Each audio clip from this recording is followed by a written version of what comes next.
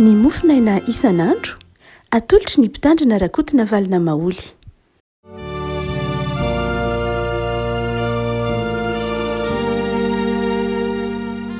Fanomenaba tika rehetra ry havako tratra ity sabotsy fahasivy ny volana janoary ity. Ny mofinaina voalahatra ao antsika ry havako dia ny bokin'ny mpitsara toko fahaenina. Mpitsara toko fahaenina andiny fahasivy ambin'ny folo ka hatramin'ny andiny fahaefatra amby roapolo. Mpitsara toko fahaenina andiny fahasivy ambin'ny folo ka hatramin'ny andiny fahaefatra amby roapolo. Vakitsika aminaran'i Jesosy. Ary Gideona lasa niditra ka namboatra zanak'osy sy mofo tsy misy masirasira tamin'ny koba iray efa. Ka ny hena nataony tao anatin'ny harona ary ny rokena nataony tao anatin'ny vilany. Dia nentiny eo anilany teo ambanin'ilay hazo terebita ka natolo ny asy. Ary ilay anjelin'Andriamanitra taminy, raiso ny hena sy ny mofo tsy misy masirasira ka apetrao ambonin'ity aram-bato ity, ary aidino ny rokena dia nataon'izany. Ary naroson'ilay anjelin'i Jehovah ny lohany tena izay teny tanany ka natendry ny hena sy ny mofo tsy misy masirasira. Dia nisy afo ny voaka avy tao amin'ny vatolampy ka nandevina ny hena sy ny mofo tsy misy masirasira. Ary ilay anjelin'i Jehovah dia lasa niala teo imasony. Dia hitan'ny Gideona fa anjelin'i Jehovah izy ka hoy izy: "Dray Jehovah Tompo, fa nahita ilay anjelin'i Jehovah ny fanatrika." Fa hoy Jehovah taminy: "Fiadanana aneo anao, aza matahotra tsy ho faty ianao tsy akory." Ary Gideona nanorona tara teo an'i Jehovah, ary ny anarana nataony hoe Jehovah Saloma, mbola ao ofra ny Abizirity zany mandrak'androany. Ray masono, manamasinanay amin'ny fahamarinana, ny teninao ny fahamarinana. Amen.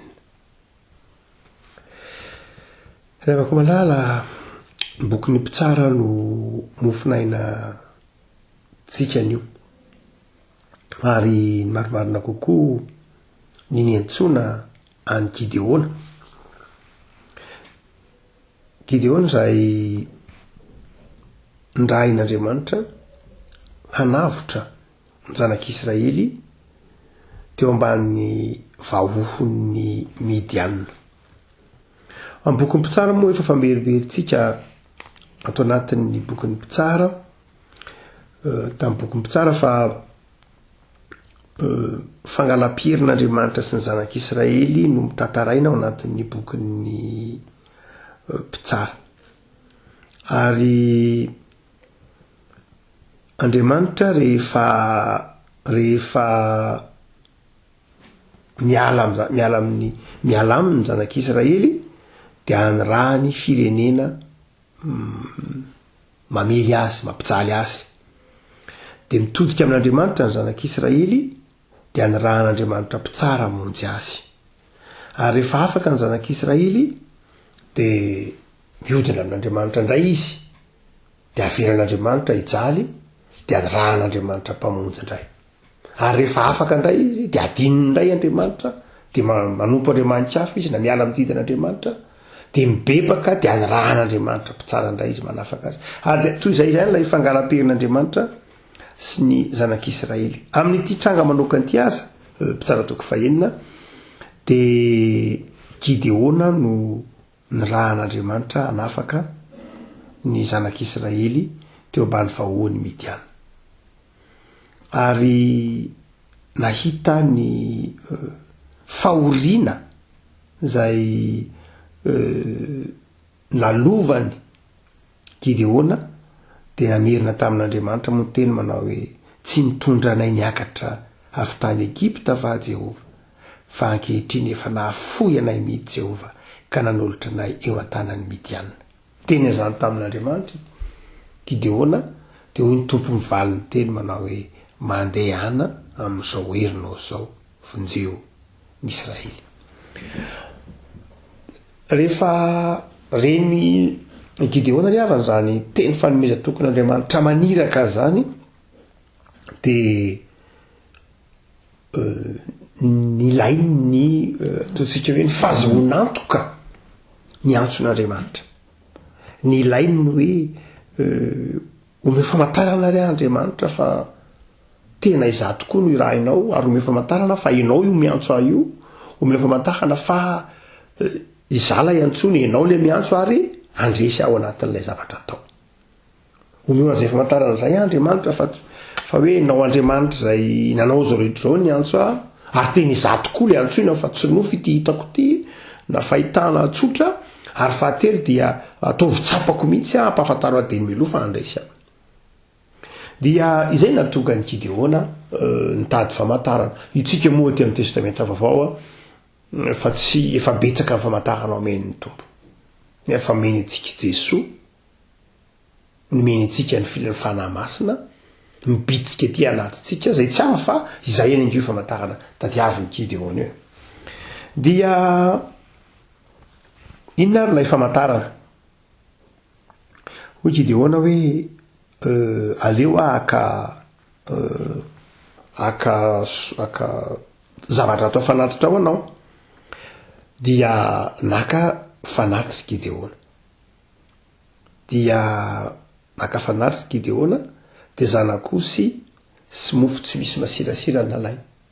De eo le anjely taminy hoe hoy mantsy le anjely andraso eo de niandry lay anjely nentin'ny Gideona vany ny mofo tsy misy masirasira sy ny zanak'osy, dia hoy le anjely taminy hoe aroso ery amin'ny vato, de apetrao ny mofo, apetrao ny zanak'osy ny hena, de ahidino ny ron-kena, ary dia naroson'ilay anjely ny tehina teny aminy, nandevina ny fanatitra. Inona le famantarana amin'izany ry avako malala? Inona? De aveo tonga de resy lahatra Gideona hoe zay le izy. Fa inona reo famantaranareo raha vakina amin'ny fanahy ny filazantsara? Inona reo famantaranareo? Voalohany de zao momba ilay anjely.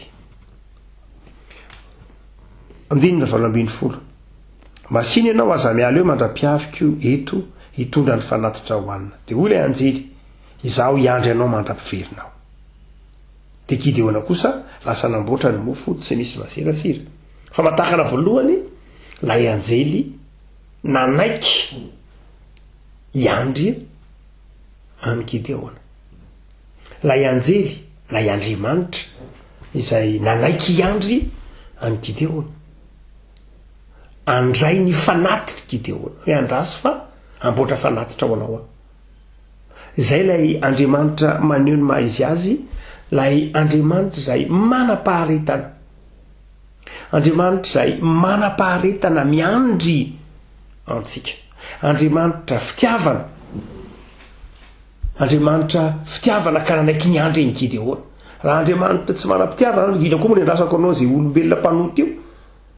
Fa niandry, ary filaza azy niandry teo amin'ny hazo terepita, mampatsiaro ny bokin'ny Genesis, mampatsiaro any Abrahama, lay anjely tamin'ny andron'ny Abrahama. Famantarana zany de zao, lay anjely nanaiky ny andry, zay de fanatry Gideona mona hoe tena Andriamanitra famindrampo, niandry zay nomaninao, niandry zay atolotrao.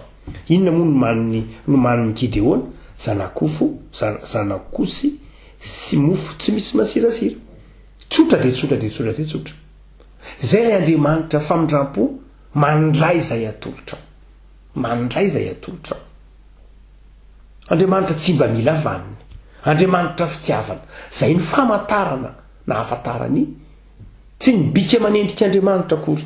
Hoe atao vitako ngenao Andriamanitra, atao vitako ny tongotrao sany bikanao sanatry. Fa ny toetranao no maha ianao anao. Ianao le mandray zay. Ianao le manam-paharetana miandry anay. Ianao le manam-pitiavana mandray zay atolotray. Ianao le Andriamanitra zay manaiky resaka aminay.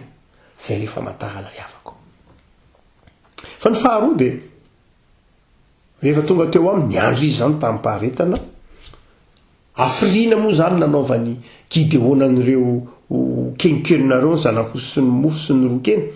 dia io arylay anjely rehefa nyoentina natolotra de tonga avany Gideona de ilay anjely no teny manao hoe apetrao eo amin'ny aram-bato izy ary aidiny ny rokena de nataon'izany. Ina dikany hoe apetrao amin'ny aram-bato izy?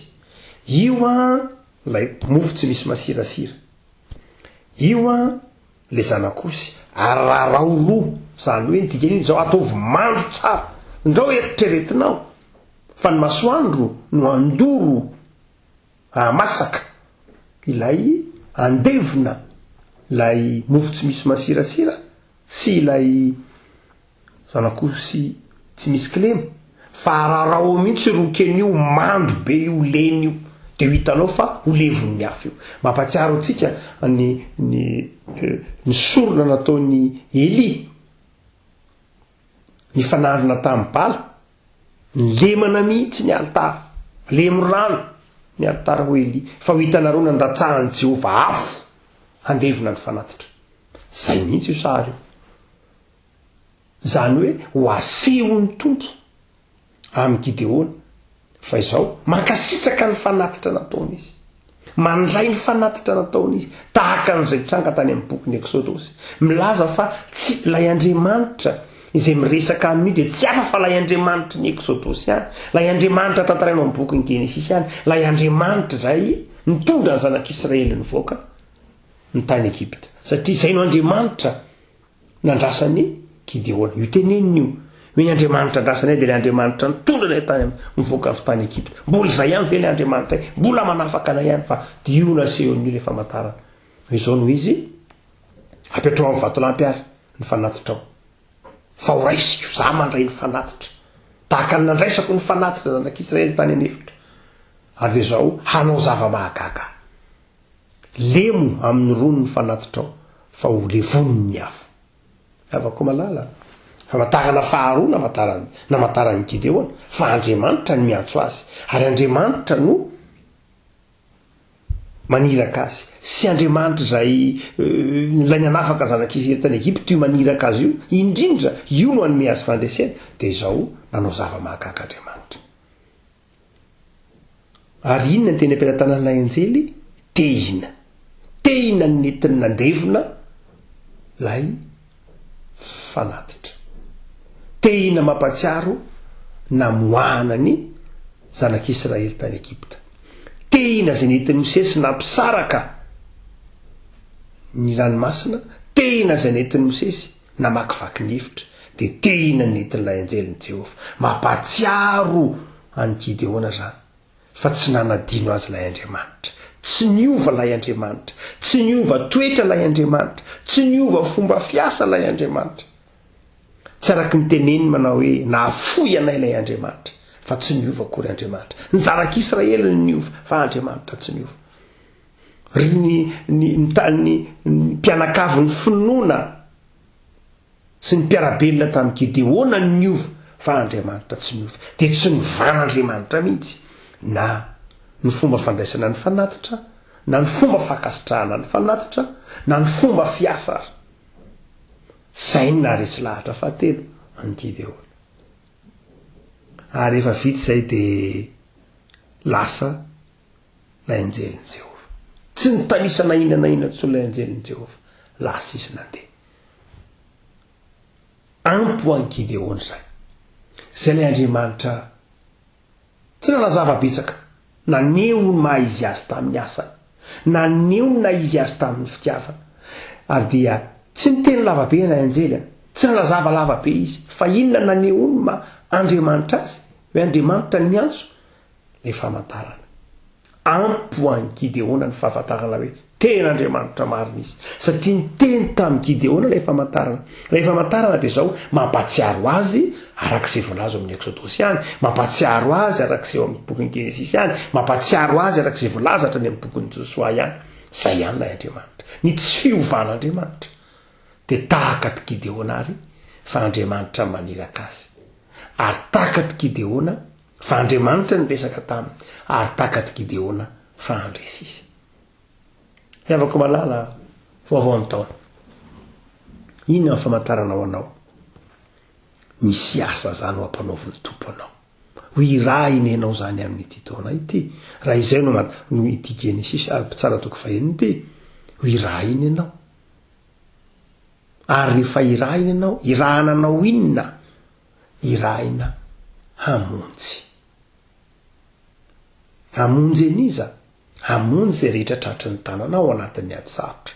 Enao zany tsy ho vonjena amin'ity taona ity, fa enao zany hamonjy amin'ity taona ity. Teny fahamarinana zany riavako malala ity mpitsady. Enao no hamonjy amin'ity taona ity. Enao ho tanan'Andriamanitra hanafaka. Enao ho tanan'Andriamanitra hamonjy. Enao sofon'Andriamanitra iaino. Teny fampanantenanao anao zany riavako raha amin'ity mpitsara toko fahenina ity. De inona ary ny famantarana omeny ny tompo anao? Ny tenin'Andriamanitra. Aza miala amin'ny tenin'Andriamanitra.